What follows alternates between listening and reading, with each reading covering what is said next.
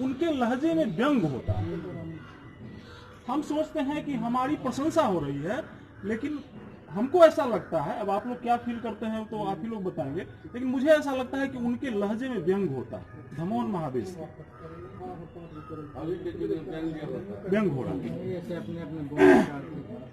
वास्तव में हमारा अतीत बहुत ही अच्छा था। हम अपनी विरासत को भूल रहे हैं। जो व्यक्ति अपने इतिहास से सबक नहीं लेता है वह मिट जाता है।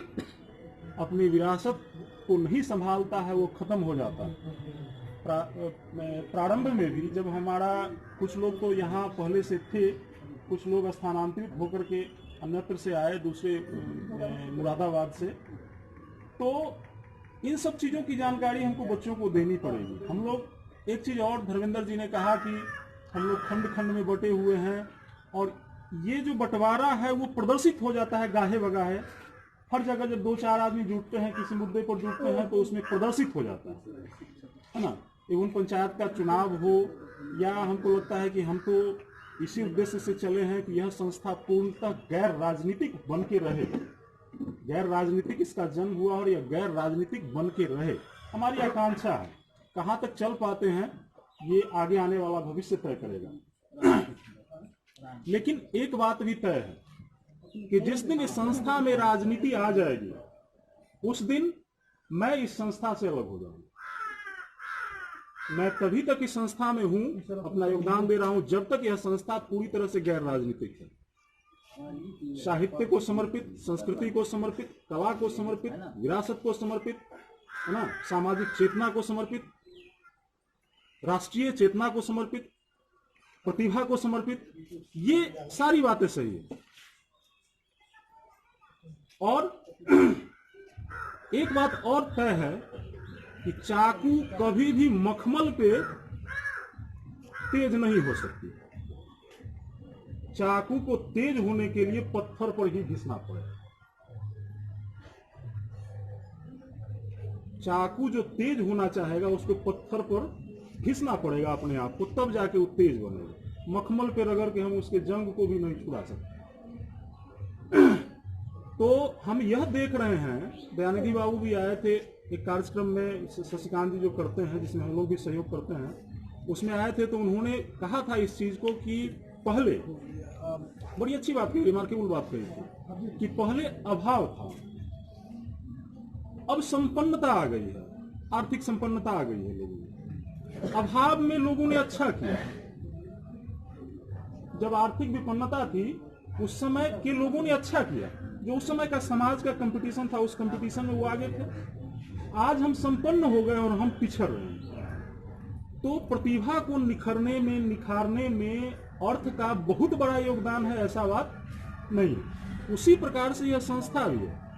संस्था में भी मान लीजिए कि बहुत ज्यादा अर्थ भी हो जाएगा, धन आ जाएगा, तो भी संस्था नहीं चलेगी, घिचम घिच से। और धन नहीं भी होगा तो भी संस्था नहीं चलेगी। प्रत्येक परिस्थिति में हमको यह मान के चलना है कि हमको हमेशा आगे बढ़ना है। नकारात्मक बातें होंगी, उसके लिए हम तैयार रहेंगे, सुन करके अलग भी नहीं कर देंगे। हमारे प्रति कोई व्यंग के बाण चलते हैं या कोई निगेटिव कमेंट होता है तो हम उसको कान बंद कर आगे नहीं बढ़ेंगे, हम उसको भी सुनेंगे। हो ना हो इस बात में सच्चाई तो नहीं, हमको बदलने की जरूरत तो नहीं, ठीक है। तो हम लोग उसमें बदलने का भी प्रयास करेंगे। पुराने में हम लोग देखते हैं कि धमोन से जुड़ा हुआ इतना मतलब चमकदार इतिहास होने के बावजूद उसका कहीं कोई रिटन नहीं है, कोई लिखित साहित्य नहीं है, जिसके कारण नई पीढ़ी पढ़ के नहीं समझ पा रही है। और एक पीढ़ी का दूसरी पीढ़ी के साथ इतना गैप होते जा रहा है कि कुछ अभिभावक तो ऐसे भी हैं कि अपने बच्चे को, जहां वो 5 अपने एक सोसाइटी का निर्माण करते हैं, सभा का निर्माण करते हैं, उसमें अपने बच्चे को अपने साथ लाना नहीं चाहते हैं। बैठ के बात कर रहे हैं तो चाहते हैं कि बच्चे यहाँ से हट जाए। आप बैठ के बात कर रहे हैं, बच्चे के मन में भी वही साइकोलॉजी बनता है कि बाबूजी बैठे हुए हैं तो हमको थोड़ा अलग हो जाना चाहिए। ये अच्छी बात नहीं है। इससे पीढ़ी दर पीढ़ी चिंतन में एक गैप आ रहा है। हम अपनी संस्कृति, अपनी विरासत को नई साहित्य के माध्यम से जान पा रहे हैं, ना बड़े बुजुर्ग के साथ संपर्क में हैं कि वो बता पा रहे हैं। तो यहां से एक विलुप्त होने के कगार पर। इस दिशा में हमने एक काम भी किया था। हमको इसमें लगा कि धमोन की संस्कृति में सबसे बड़ा जो योगदान है, उनमें से एक योगदान यह भी है कि यहाँ के लोगों का एक साथ सामूहिक संस्कृति जो देखने को मिलता है वो होली में देखने को मिलता है। सारे एकदम भाईचारा के साथ एक साथ एकत्र होते हैं, एक साथ गाते हैं, एक साथ रंग गुलाल लगाते हैं। और बाहर के लोग, इस समाज के अलग के लोग उसको देख करके बड़ा ललायित होते हैं कि हमारा समाज भी ऐसा हो। बड़ी अच्छी चीज है। इस मतलब डिजिटल युग में जो प्रवेश कर रहे हैं, उसमें बच्चे इसमें इतने ज्यादा उलझते जा रहे हैं। बच्चे से मतलब हमारा नई पीढ़ी से है कि उनको समझ में भी नहीं आ रहा है कि पापा क्या गा रहे हैं, दादाजी क्या गा रहे हैं, जबकि उसमें बहुत बड़ी आध्यात्मिक चेतना से लेकर के सामाजिक, सांस्कृतिक सब कुछ उसमें जुड़ा हुआ है। तो हमको ऐसा लगा कि ये धीरे धीरे खत्म हो जाएगा, विलुप्त हो जाएगा। और कुछ लोगों से हमने, गाने वालों से भी पूछा कि आप समझते हैं, पूरा गाते हैं? तो नहीं, साथ साथ गा लेते हैं।